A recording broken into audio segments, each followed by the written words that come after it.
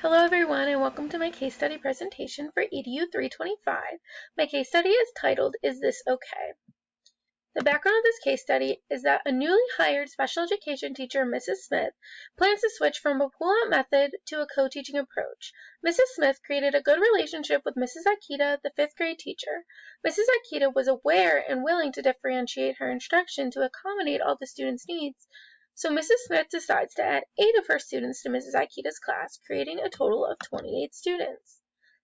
Mrs. Smith and Mrs. Akita decide to co-teach together and set aside time at least once a week to discuss plans and to progress monitor. Both teachers recognized that this classroom setting did have many benefits, but sometimes it seemed like they were having to make too many accommodations and that the behaviors were becoming out of control. This made Mrs. Smith and Mrs. Akita wonder, is this model effective and is this okay? So for this case study, we're going to be deciding if this approach is okay and what we could do to improve it. So the first question was, what are some suggestions for Mrs. Smith and Mrs. Akita when prioritizing areas of general curriculum and accommodations for all students in this 5th grade class? What are some of the factors these teachers should consider as they develop comprehensive and individualized programs for all the students? When prioritizing areas of the general curriculum, it is important that co-teachers make sure that they are accommodating for all their students' instructional and behavioral needs. In order to run a successful co-taught classroom, some factors both teachers must consider are setting aside ample planning time to plan for effective instruction, having a professional working relationship, following through with assigned responsibilities, and during planning time, both co-teachers must decide what part of the instruction they will be in charge of. It is imperative that both teachers come prepared, otherwise the lack of organization will impede on the students' learning, which we'll talk about more later. Together, the educators need to consider the unique needs and perspectives that they bring. So Mrs. Smith has the strength of providing differentiated instruction to accommodate for individual students' instructional needs, and Mrs. Akita has the strength in providing content-specific whole class instruction.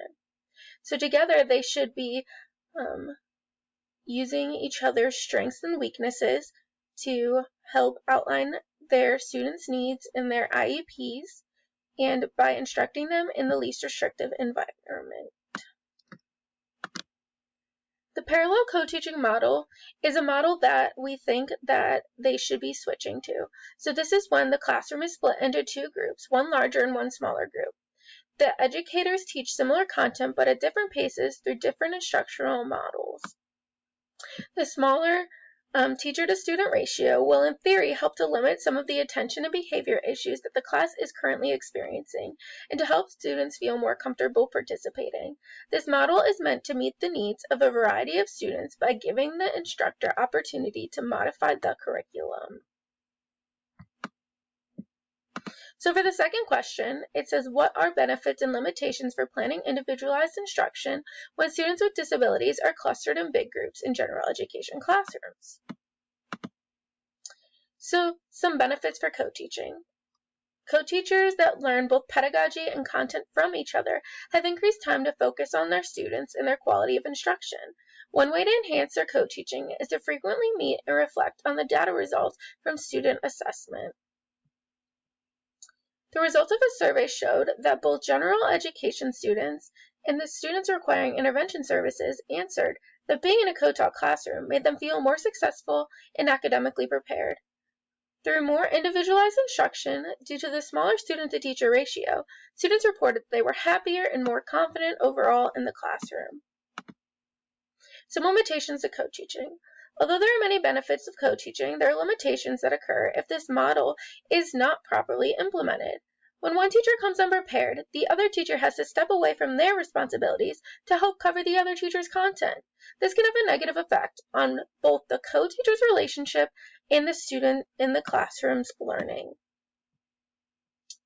The findings of the study showed that co-teachers frequently neglected to evaluate their lessons based on review of their students' formative and summative assessments. Instructional issues also occur when one educator is reluctant to provide direct instruction to students. If one educator does not feel comfortable with supporting instruction or does not allow the other educator to interject during their instruction, they are not meeting the concept of collaborative teaching. So overall, just to summarize, we have discussed some different recommendations. So the first recommendation is to implement a parallel co-teaching model that separates the students into two groups in order to better accommodate and differentiate the learning styles of all the students. And our second recommendation would be for Mrs. Smith and Mrs. Akita to frequently meet and reflect on students' progress using data results from their formative assessments, summative assessments, and observations.